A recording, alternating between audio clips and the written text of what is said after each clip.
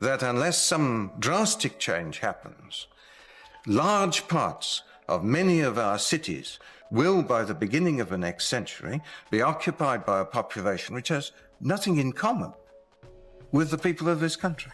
So I wanted to make a quick video about the current Reform UK drama. So in brief, in the run-up to the recent UK general election, there was one thing for certain.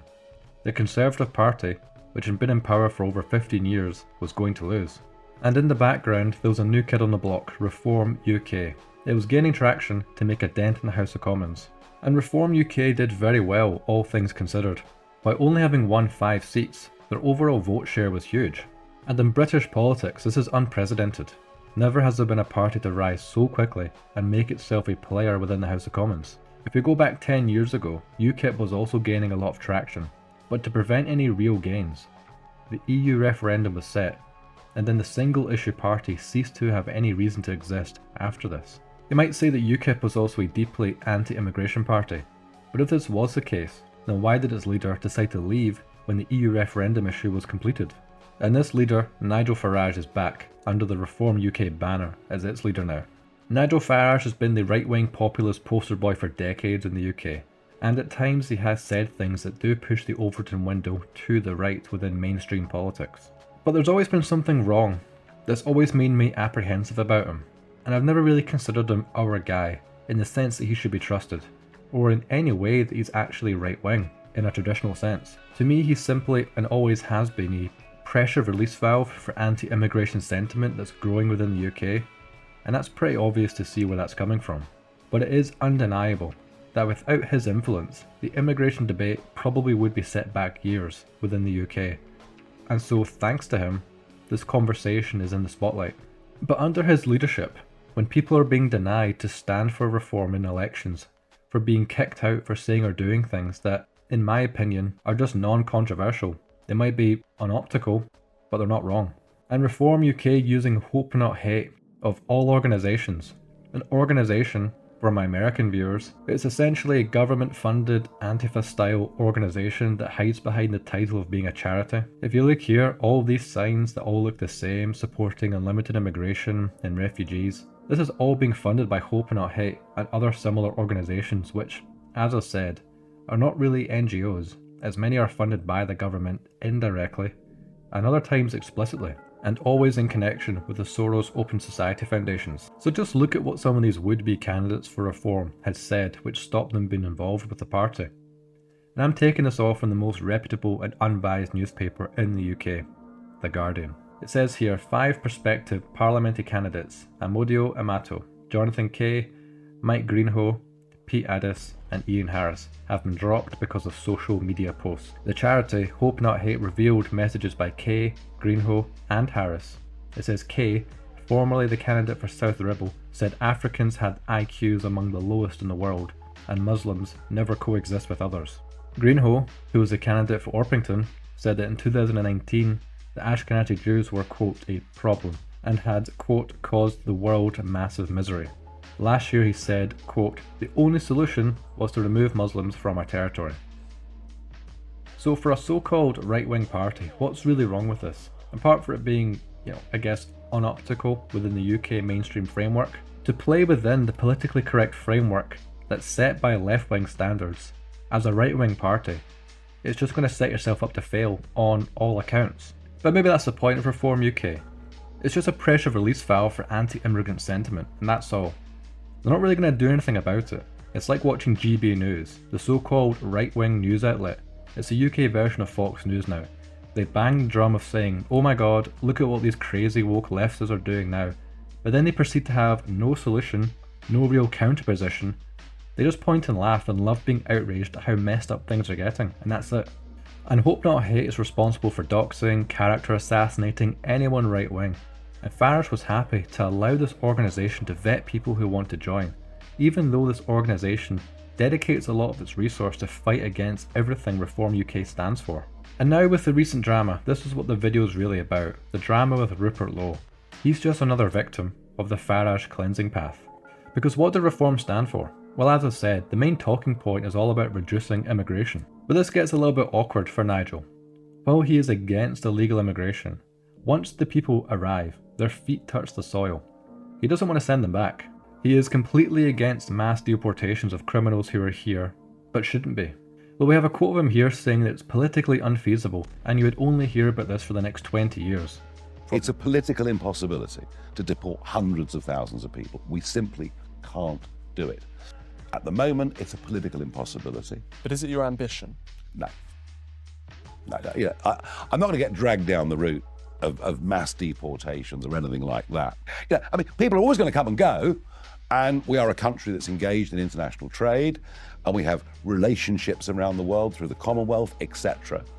But yeah, we have to aim at a balanced migration policy. But net zero still means hundreds of thousands of people coming into Britain, immigrants coming into Britain. Isn't that too many? It may well be, but we have to start somewhere. Trump says in America that he wants mass deportations. We're talking about hundreds of thousands of illegal immigrants are in Britain at the moment. Some estimates say the number could even be in, 1 million plus. So do you support deporting all of those people? It's impossible to do. Literally impossible to do. In terms of the atmosphere in Britain, are you concerned that there is a rising level of anti-white hatred? I'm just concerned about a deeply divided society. So from what I gather about this, he doesn't want to commit to mass deportations because it might make him look bad within the left-wing mainstream media. It also reminds me of what the ex-Prime Minister Boris Johnson said, another liar who said he would reduce immigration. During his tenure, we see some of the highest migration into the country ever recorded. And he did so, and I quote, "Let's open the floodgates to immigration so I can make friends with the Financial Times." It's just an absolute disgrace, and my dad still likes Boris. And if you're watching, Dad, please reconsider your opinion about him. He's just not to be trusted. So if we go back to Nigel Farage, he talks a big game about being hardline on illegal immigration and reducing legal immigration to more manageable numbers. So, okay, fair enough, it's a good start. But once they're here, as I said, once their feet touch the soil, he doesn't want to suggest getting rid of them in any way. Which, if we compare to what Rupert Lowe says, you can definitely see why there's a conflict of ideas within the party. For too long, our language has been policed and censored. Decent men and women have been forced into silence. I say no more. What has that sinister attitude led to? The mass rape of young working-class white girls by mainly Pakistani men on an industrial scale. That is a rotting stain on our country's history. I do not say this lightly, but it makes me ashamed to be British. We failed those girls, and heads must roll. I want deportations, not just for the rapists, but also the family members who are aware of their heinous crimes. If that results in tens of thousands of deportations, then that is what must happen. I want prosecutions for anyone in any position of authority who knew about these savages and did nothing, or even worse, concealed their crimes. Not just their dismissal, criminal prosecutions must follow. And Nigel's tone on Islam has also changed, which, considering his party's been bankrolled by a Muslim billionaire, this really shouldn't surprise anyone. But the nub of it is, we have a Muslim population in Britain growing by about 75% every 10 years. Right? That's just where we are. Mm-hmm. If we politically alienate the whole of Islam, we will lose. We'll lose. So how does one include We them? will lose. By 2050, goodness knows what kind of a terrible state we're going to be in. The party chairman, Zia Yusuf, he describes himself as a British Muslim patriot. And for me, this is all you really need to know. If you're not sure about the intentions or end goal of a political party that claims to be a British right-wing nationalistic party, if the one backing this party describes himself as a Muslim patriot, and you still think reform's the answer, well, I don't really have much more to add. That's it. So what makes Rupert Lowe's comments interesting is that he's supporting the deportation of these criminals and their families who might actually just be here legally. And this is great to see because there's so much focus on illegal immigration because it ignores the fact that the demographic destruction of the indigenous people of the UK has all been done legally. So why is the infighting a positive development? Well, for the right wing to gain any momentum, it just cannot be spearheaded by Farage. He's proven himself unwilling to do what's necessary, and he doesn't have the decency to lie. He admits in his own opinion that it's just an impossibility. And as well, we can't forget, Farage's biggest claim to fame within British politics. It's not starting UKIP, it's not being a member of the EU Parliament, it's not even Brexit. His biggest claim to fame is that he believes that he is responsible for the destruction of the BNP. The BNP was the last real right-wing party within the United Kingdom, and he claims that he is responsible for destroying it. So just by that alone, how can you throw your weight behind Reform UK as a right-wing party when its leader claims that he is the reason for the destruction of the last right-wing party within the United Kingdom? So it is good news that there is this falling out between Rupert Lowe and Farage, and it's good that it's happened so soon. So rather than us wasting time with the Reform UK and Nigel grandstanding within the House of Commons for years to come, up until the next election, there's now scope for something to take its place and have the ability to gain traction within the next 4 years. Could there be any serious gains? Well, it's hard to say, and it's not likely within such a small time frame, but it's better sooner than later because the demographic time bomb of this country continues to tick. But what does come next? Well, it's impossible to say, but I think a realistic best case scenario is that Rupert Lowe, or someone of his calibre, or a group of people like him, they just simply start a new party. One with serious anti-immigration talking points like mass deportations and not just of the illegals that shouldn't be here to begin with. They should encourage the promotion of the indigenous identity of the British people and a more isolationist foreign policy approach. And just as a quick aside, if we look at Scotland, which is a very small vote share and always votes very left-wing all the time, and this is in part of just a general disdain for the Conservative Party and Nigel Farage. So a new party, a new movement that is completely separate of both of these things, then while it might be overly optimistic to say, it could cause a shift in Scotland, which, doubtful, but you never know. Because Scotland is a very nationalistic country, and it always has been, but the nationalism is hijacked to be just do the opposite of what England is doing, which for the past 15 years is to do the opposite of what the Conservatives were doing. And just remember in Scotland, the expression you hear in Scottish politics now, where it makes no mention of Scottish people. There's just a nod toward what they call the New Scots, which if you're confused, New Scots means not Scottish. But anyways, with the Tories being decimated and Labour being Labour, which is inherently atrocious, and the SNP, the left-wing nationalistic party in Scotland which oversaw our decline for the past 20 years, I hope the Scottish people are crying out for something new now. And the boomer, early Gen X politicians like Rupert Lowe, they're certainly not perfect.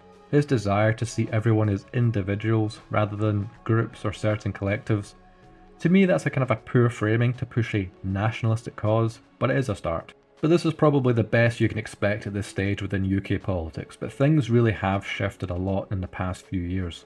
Expressions like anti-white, mass deportations, and even a sense of a European indigenous identity is becoming part of mainstream discourse now. But I still think things are definitely going to get worse in the UK. I mean, if you're a betting man and you were to put a bet on whether the UK is going to get better or worse within the next 10 years, it's probably going to get worse.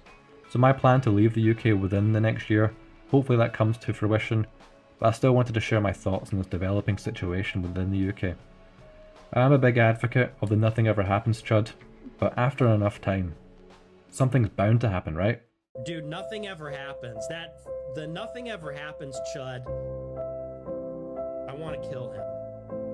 Every time I see, whenever anything happens, I think of his face. Whenever anything in the world starts to happen, I see his face in my mind's eye.